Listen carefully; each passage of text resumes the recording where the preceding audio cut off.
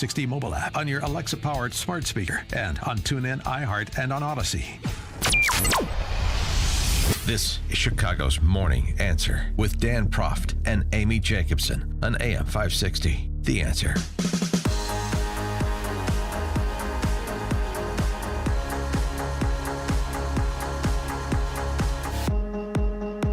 Good Friday morning. Amy Jacobson here. John Anthony in for Dan Proft. Hello. Thank you for coming in. Hey, those 2 hours flew by. Flew by. Good Lord. We're just getting started here because there's a lot to talk about.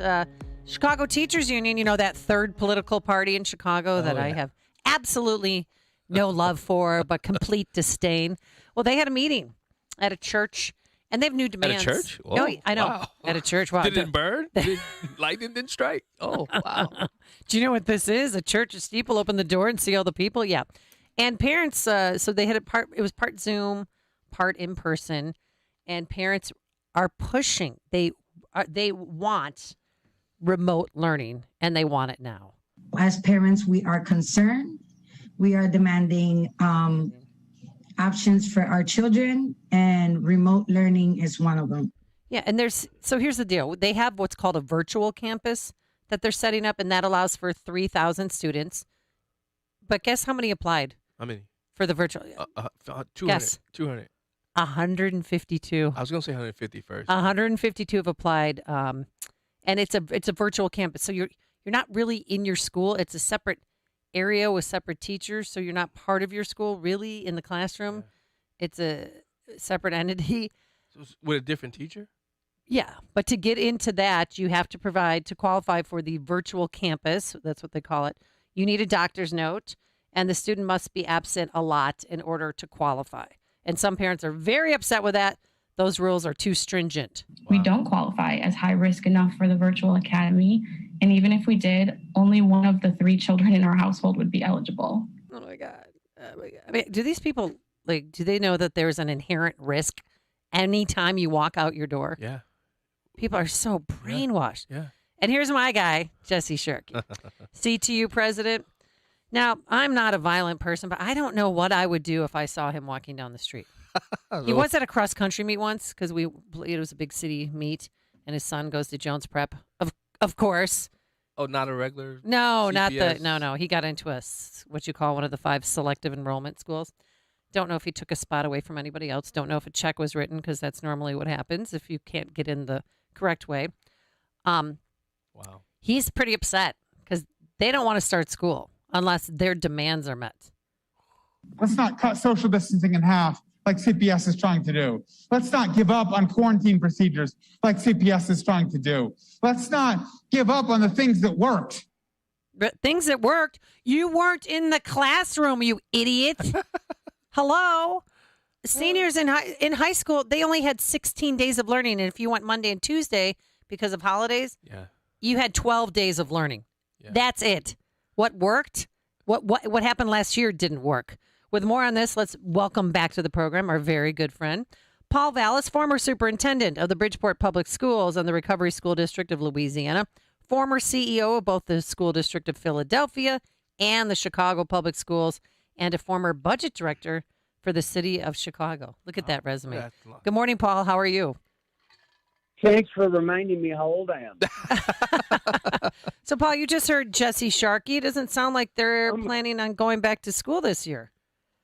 Well, they're going to use the Delta variant as leverage because even before the variant appeared, and I want to say something about the statistics on new infections that they've been misrepresenting. But even before that, the union was asking for 4,200 more employees. They're asking for teachers to have the option of working remotely under certain circumstances. They're asking for unpaid leave with benefits, with guaranteed, your job guaranteed when you return. So if somebody wanted to take off a year, they could do so and then simply return to the district and have their job. I mean, clearly they're using this as leverage because they're asking for more and more. Meanwhile, this is a district that's it's like the Titanic in terms of it's just sinking. They've lost enrollment for 17 consecutive years. They have less students than they had when the Germans were invading France in World War they lost 15,000 students last year, and the district is desperately going out and trying to go door to door to reach 100,000 students who, if they didn't leave the district last year, they were attending remotely so infrequently that they're afraid that they may not return to school. But yet it's a district that has a $9.4 billion budget and is spending $27,000 per kid. I mean, this has got to be crazy. Wait, did I hear you correctly? 15,000 kids dropped out last year or were transferred to public or parochial schools? Last year, before the start of the school year, 15,000 fewer students enrolled in the district. Of course, during the long remote learning period, we knew from newspaper stories and from the infrequent data that was put out that large tens of thousands of kids were, for all practical purposes, maybe they were signing in a day, but were they really attending the classes? Were they, particularly at the high school level? I mean, the attendance was absolutely abysmal. So the district has had this massive campaign where they're trying to reach 100,000 students that, for some reason or another, if they haven't left the district, they have been they were attending remotely so infrequently they fear that they may not show up. So this is a district that's in a in a state of crisis. But yet the union, having newfound powers, courtesy of Pritzker, to strike for any reason, just not financial reasons, the union is asking for more and more and more, and they're going to use this Delta variant as leverage to get it. All right. Well, let's talk about the Delta variant because they are trying to scare us, but it's more transmittable. But there's not more hospitalizations or deaths. So, what is the real story behind this? Hair on fire that our kids are all getting the Delta. Well, look, when you want to, you don't know. We don't know what we don't know about the variants, and we don't know what we don't know about perhaps additional mutations that may come down the line. So schools have to be cautious. There's absolutely no doubt about it. But the fact remains, when Pritzker announced his universal masking power and then decided to have what I call his Dirty Harry moment with a small Christian school who apparently tried to defy him when what they were really doing was trying to have a more flexible masking policy. Of course, that's Timothy Christian, where the state stepped in to revoke the school certification and punish his little Christian school for defying the state. Well, if you look at the stats, if you remember at the press conference where they announced the masking, they pointed out that the percentage of young people who had gotten COVID since January to July, had significantly increased. What they failed to tell you, though, was the actual number of young people who had gotten infected was actually something like, it had dropped from 9,000 to 4,000. It had dropped month to month by 60%. The reason the percentage of young people who got infected made that big jump is because, quick guess, because it's the young people who aren't vaccinated, but the older people are. So it stands to reason that if the vast majority of adults are getting vaccinated, there's going to be a percentage increase in the share of those contracting the virus among young people who have yet to be vaccinated, particularly very young people who they don't have a vaccination for. So that's the way they manipulate the data. And all that manipulation of the data does is make people more cynical and make people more skeptical, or just cause people to think that they're being hoodwinked or they're being intentionally misled. And it causes fear. I mean, everyone's back in panic mode and doing the half moon around you or the zigzag or, walking away from you when you walk by them. I don't want to live in this world like that anymore. It's so ridiculous.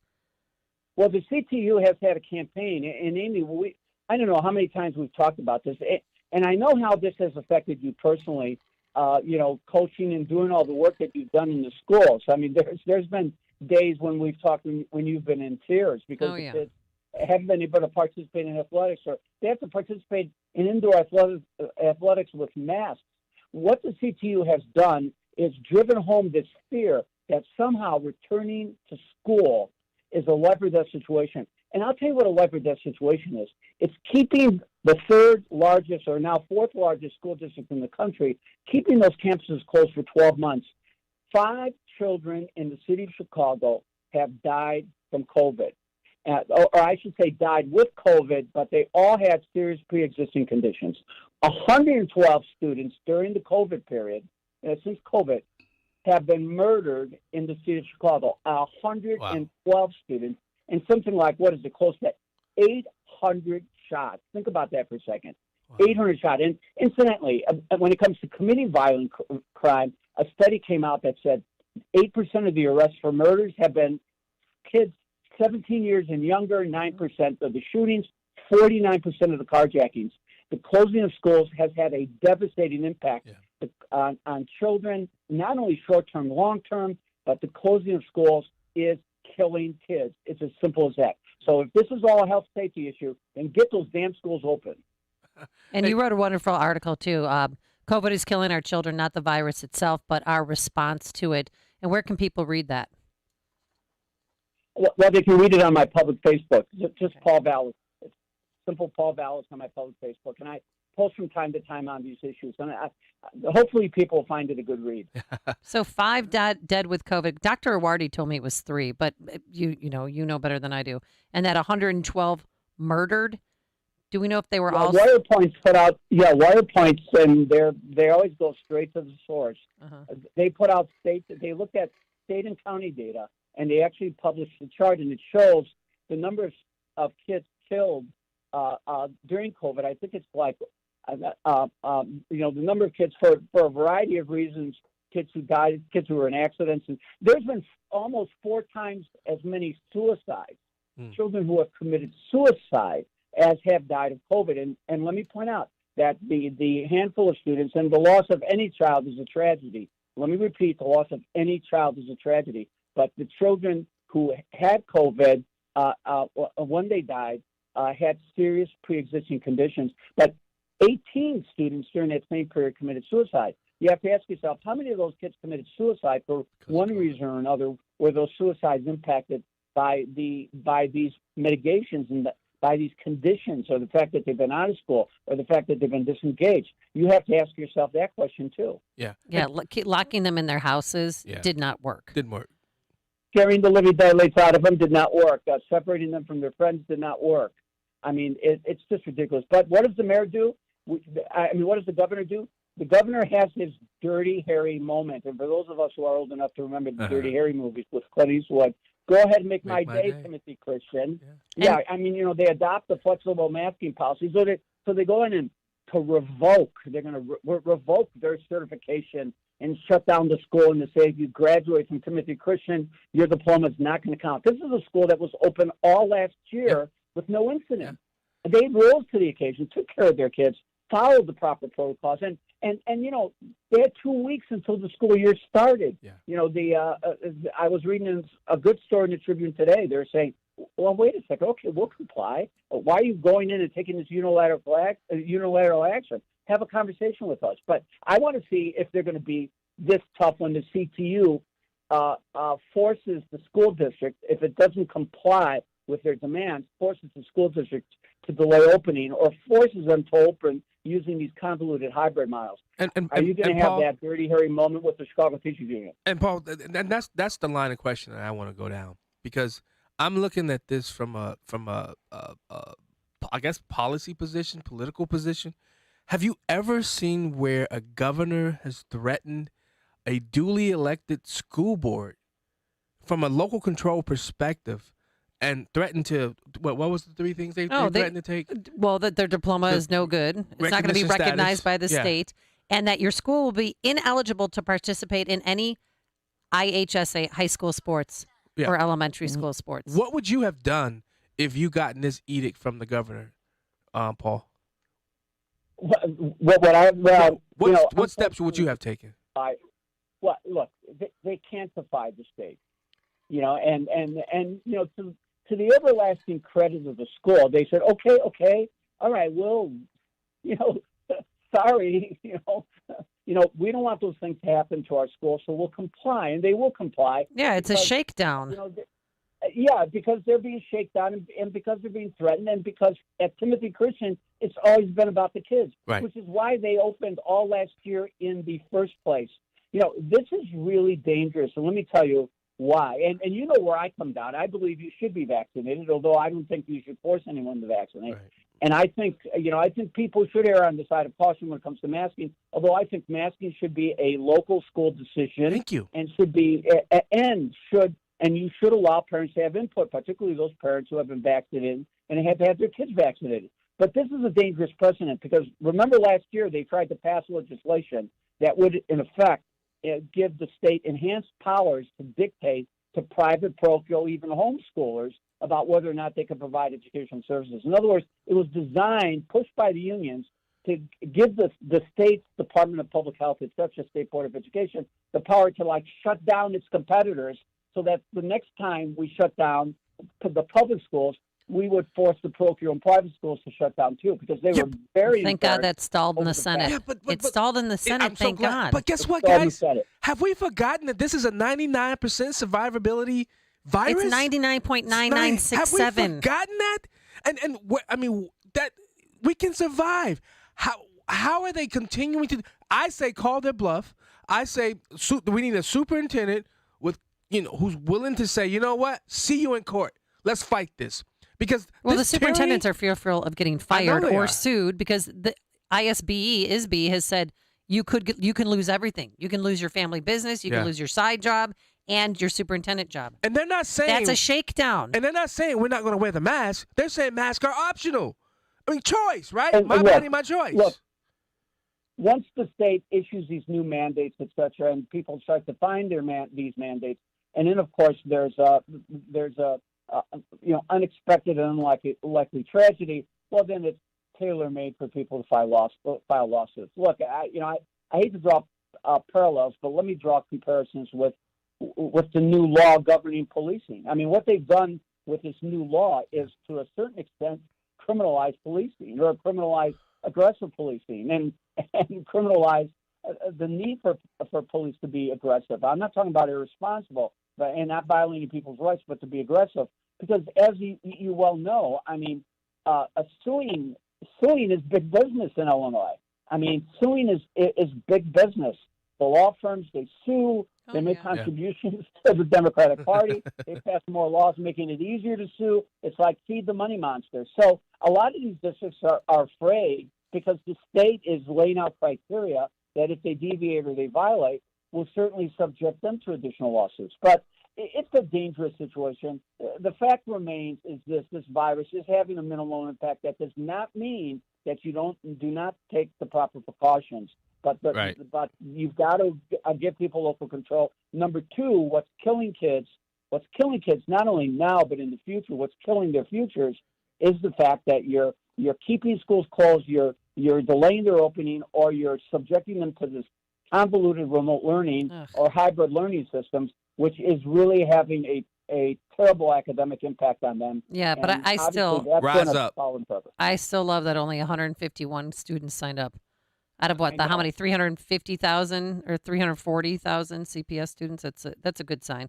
All right, Paul Vallas, we're going to have to leave it there for today. Thank you so much for joining us. Paul. Always a pleasure.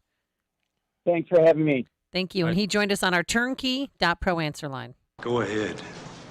Make my day. It's like a hot, steaming cup of information to start your day. It's Chicago's Morning Answer on AM 560. The Answer. Tell me why Relief Factor is so successful in lowering or eliminating pain. I'm often asked that question. Pete and Seth Talbot, the father-son owners of Relief Factor, tell me they believe our bodies were designed to heal. That's right, designed to heal. And I